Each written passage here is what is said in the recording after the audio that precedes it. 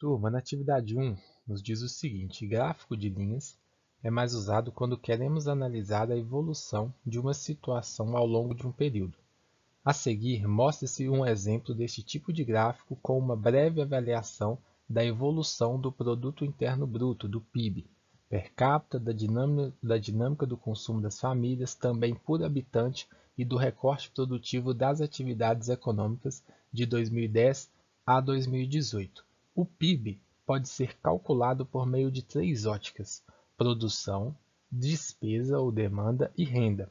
A ótica da produção é obtida pelo valor dos bens e serviços criados na economia, segundo a contribuição de cada atividade econômica no processo produtivo. A ótica da despesa ou da demanda é medida pelo valor dos usos finais que se dividem em consumo final, formação de capital e exportações, descontadas as importações.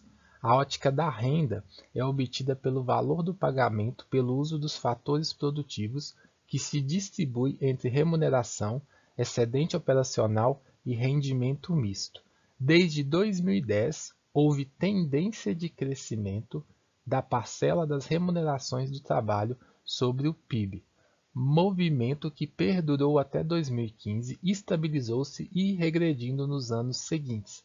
Assim, entre 43 países da base de dados da Organização para a Cooperação e Desenvolvimento Econômico, o Brasil situou-se na 31ª posição em relação à participação das remunerações no PIB. É um dado do IBGE de 2020, e aí nos pede para colocar verdadeiro, o V para verdadeiro e o F para falso.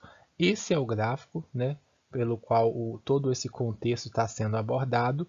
O título dele é a participação percentual da remuneração do trabalho sobre o PIB, Brasil de 2010 a 2018.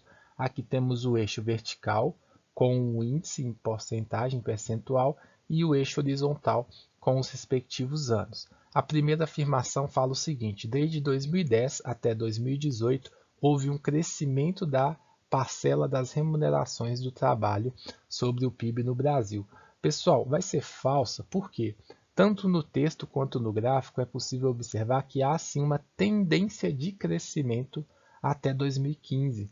Estabiliza, como é dito no texto, e após isso há como é que digamos assim, ele para com crescimento, há um decaimento desse percentual, ele reduz, beleza?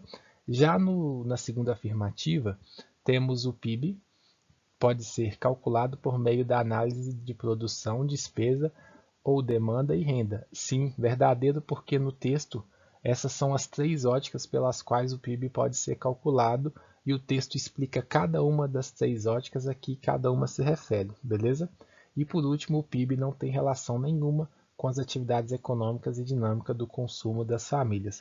É falso porque no texto fala sim que ele tem relação com as atividades econômicas e com a dinâmica de consumo das famílias.